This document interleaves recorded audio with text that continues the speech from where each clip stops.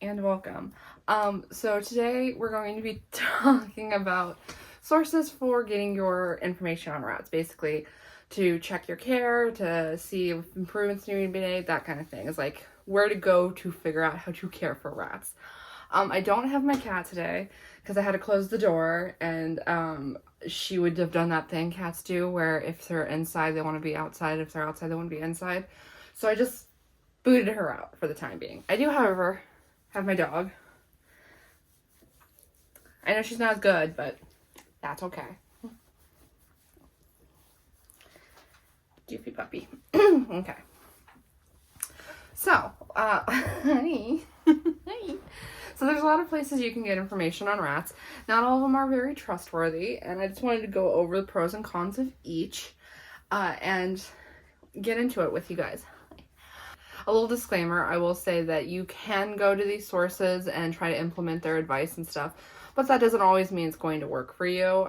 You do need to kind of figure things out as you go in some regards and see what works for your rats specifically, because the correct way to do things isn't necessarily always going to work for you and your rats. So you just kind of have to play it by ear in some cases. And that can be tricky for people who are new to rats, figuring out the right way to do things. But it is unfortunately the case a lot of the time. But anyway, now, let's get into it. So first, let's talk about pet stores. Pet stores often have little pamphlets inside talking about care, or they'll have care instructions on the backs of cage boxes, or stuff online and their websites talking about how to care for an animal, and they have those little, like, care sheet cards underneath the animal kind of talking about how long they live, what they need, that kind of thing. Honestly, disregard all of it. Because even when they get it right, they also somehow manage to get it wrong. It's really fascinating. It's like, well, you're almost there. You're on the right track, but you're not quite understanding it. And pet stores are notorious for giving out wrong advice because all their advice is designed to sell more products. So they'll tell you certain cage requirements that match up with cages that they personally sell. They'll tell you bedding requirements that matches up with bedding and or cages they personally sell. They'll tell you food requirements that match up with what they sell. And the thing with that is a lot of these stores also have their own products. So like PetSmart, for example. I'm sorry, did he get you? PetSmart, for example, has their own line of products, the Full Cheeks line. And so basically everything that they are going to tell you about the care for their animals is going to be designed in order to sell more products so that they make more money. And it is not, in all likelihood, going to be the best thing for the animal. In fact, most of the time, it is, especially when it comes to the cages, it is poor at best. So, keep that in mind. Next, we're going to talk about websites. Because if you Google something, a lot of times certain websites will pop up. I'd say those are really just a step above like the pet store advice, because a lot of times that's where they get a lot of their information from, and the websites are designed to appeal to advertisers. A lot of times they're sponsored.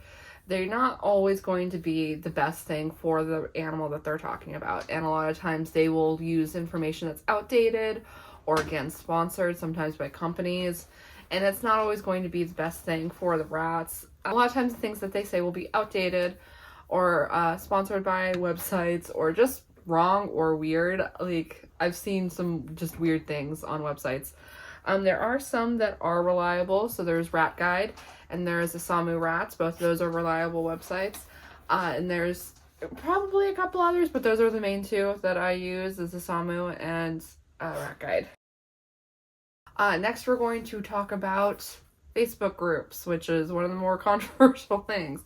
So Facebook groups pop up for pretty much every animal to like learn how to care for them, just to share fun things your pet has done, pictures, advice, all that kind of stuff. And rat care is one of those that has like quite a few Facebook groups, because rat care has a lot of very strong opinions that do not match up a lot of the time.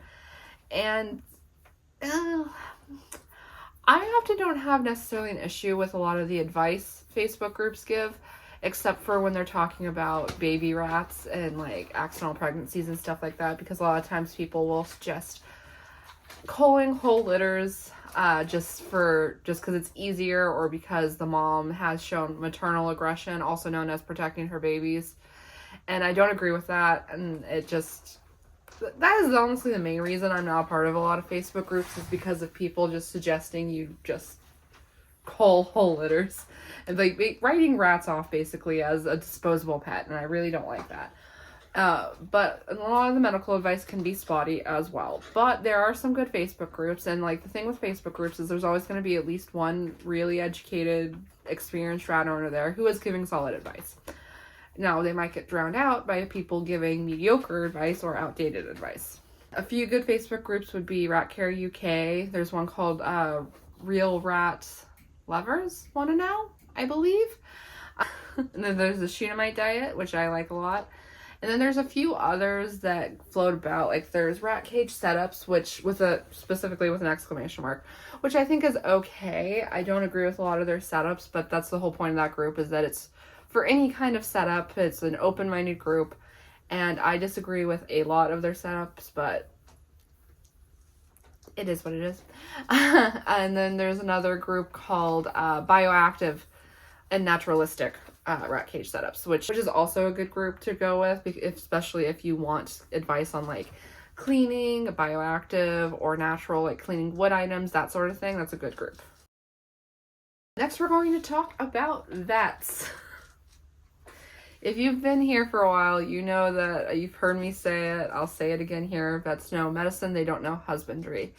And the thing with this is a lot of people will use their vet's advice as like the end all be all of pet advice. And I don't think people quite understand how the veterinary industry works, at least in the United States, where a lot of times, even with cats and dogs, things like their diet, the courses in veterinary school that talk about diet are sponsored by pet food companies. The reason you're always suggested 2 specific brands of food is because those are the brands of food that sponsor the classes that teach them about diet. And that's just like the case with a lot of things. Like, I know in Arizona there was a veterinary school, and sometimes there'd be students bopping around at the vet I went to, and that was basically their course on exotic animals, is they would go and have like a week's worth of experience with exotic animals. And so like vets are just people. They also have a lot of outdated information, a lot of outdated care information. I've been to a vet who made a joke about how she wanted a rat, but she couldn't get a rat because her cat would just sit in front of the tank staring at them all day. And there were so many things wrong with that I just stood there in the room just like, okay, can I go now? And that is the thing. I've heard vets call cages that are about the size of my preview mansions for rats, because they're used to seeing rats in little hamster cages. And it's things like that. It's basically the thing you have to keep in mind with vets is most vets only see cats and dogs. And then the ones who do see exotic animals will typically have a specialty. And most of the time the specialty is not pocket pets. I actually saw a vet recently for polychrome she has an ear infection. And she specifically specializes in pocket pets. I walked in and they were talking to me and they asked about her diet, and I said, oh, she's on a homemade diet. And usually when I say that, they want me to list all like 30 ingredients that go into the Shunammite mix that I make for them. And this vet tech, it was the tech I was talking to first, she was just like, oh, that's great. And she typed that out and that's it. She didn't ask for any of the ingredients, which was amazing because I really hate having to list all 30 ingredients I use. And then the vet came in and it was no fuss. She didn't ask for an x-ray. She knew exactly what was going on just based on what I had shown her. She was happy that I had a video of polychrome's ear infection, like her symptoms. And she had rats for herself for many years. That is not what's going to happen most of the time. Most exotic vets that specialize in an animal, a lot of times it's going to be a reptile, which is fine. Obviously, reptiles need help too. Or it's going to be birds or rabbits. Rabbits are a very, very common pet, so most exotic vets are going to have a lot more experience with rabbits than rats. But the whole point of this is to say what they are specializing in is not even the husbandry of those animals. It is their medical situations. And you need to know a little bit about husbandry in order to diagnose medical situations, but not to the extent that you need to know as an owner. So while vets are good for medical advice, I would not necessarily listen to them on husbandry. For husbandry, I would get my advice elsewhere. Now, next we'll talk about YouTube, which is, I know, ironic since you're watching this on YouTube. But anyway, there's a handful of YouTubers that have rats. There's not very many, honestly, not compared to like other pets. But there are a handful of us out there, and I'd say, again, this is gonna be spotty. I don't want to be anyone's sole source of information on how to take care of rats, because I am just a singular person, and I have a lot of experience and I know a lot, but that doesn't mean I know everything. That doesn't mean I necessarily follow the most popular way of doing things, because I do things that work for me and my rats, and that's not always going to be the way other people do it, the advice other people give. And I'll be honest when that's the case. Like, for example, in the States, most people would have their dwarfs combined with their standards, and I don't do that just because I have some very spicy standards. Hi, Ursula. You're not. You're a sweetie. You're a sweet baby. You're a sweet baby angel. But, it makes me uncomfortable. So the chances of me doing that in the future are pretty slim. You know, I can't say never because you never know what's going to happen. But as of right now, the plan is to not do that just because, again, spicy standards, tiny dwarfs. So tangent aside, there are a few good ones. There's obviously Emiology's old videos. There's Faithful Rattos. She has a lot of good videos and information out there. She's a very good rat owner. Shadow the Rat, obviously, I like her as well. And then there's some not good ones that I won't mention here, but that just have and do things and say things that I find very deeply questionable. And I feel like perhaps they should not be giving advice when they aren't necessarily doing the best thing for their rats. Finally, let's talk about just other keepers in general. And this is definitely dependent on the keeper themselves, because not everyone who has rats knows everything about rats. And I've experienced this where I was talking to someone who had rats previously and was getting them again, and they just did not want to listen to me about updated care standards. And they'd say things like, well, I had rats and my rat lived 5 years and had like was riddled with tumors, but they were super old. And it's just like, okay, I'm going to go away now because you're not going to listen to me. You don't know what you're talking about. And you either misremembering how long your rat lived or straight up lying. But there are some good things to having other rat keepers as, you know, someone to bounce ideas off of. For example, one thing I'm really bad at, especially with odd-eyed rats, is seeing when an eye is only slightly bigger than the other. So when I suspect there's something wrong, I'll take a picture of my rat and I'll either show it to Cappy or I'll send it to my friend Ashley because she's really good at seeing it. And I'll be like, does this look right? And then she'll let me know. Because I'm also a helicopter mom and sometimes I'm a little paranoid. So sometimes I'll send something to Ashley or show Cappy and see if they think anything's weird about it. But not all keepers, as I said, not all keepers are going to be on the same level as you, so you just need to try and find someone who has more experience, more knowledge, or about the same as you to kind of bounce ideas off of. And that is incredibly useful, especially if you keep the same sex rats, because then if you choose to be done with rats, if you need a break or you're done with them, you have someone who might be able to rehome them for you. You can just give them to that person and then you can still see them, which would be nice.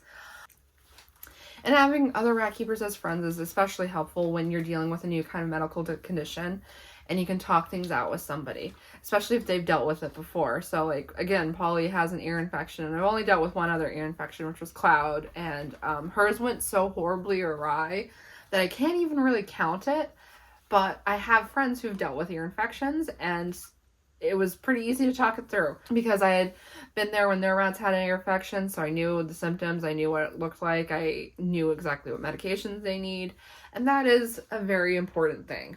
I don't think any one source can be a good guide for taking care of your rats because it kind of narrows the knowledge down for one thing. If you're only learning from one source, then you're only going to take care of your rats the way they think you should. And that's not necessarily going to be helpful, especially because rats are individual animals with individual personalities. So sometimes what works for one rat is not going to work for another rat. And while I do think things like pet store care can just be thrown straight out the window, I do think you should try to find at least one or two sources from multiple of these options, just so you can are basically kept casting a wide net for information. Because especially if you're like learning off of YouTube, for example, I'm only going to talk about things that I have knowledge about, things that I've experience with, or things that I feel like I understand. But there's things that I won't have experience with, and I can't really give good advice on that kind of thing. For example, like male rats, intact male rats specifically. All of mine have been neutered. So like, for example, they have a hormonal surge at 6 months old. So it's like, well, how do you know that hormonal surge is just that and will calm down, or when to neuter them? I don't have experience with that, so I can't tell you. But someone who has had male rats might be able to tell you. And it's that kind of thing. So you want multiple sources so that you know that you're getting as much information as you can in order to provide the best life for your rat. This video was helpful to some of y'all who are newer to rats and want some more information, some more sources to kind of help you muddle through the beginning stages of rat ownership. But yeah, I hope you enjoyed this video. If you did, you know what to do. All the fun stuff down below. And I'll see you next one. Goodbye!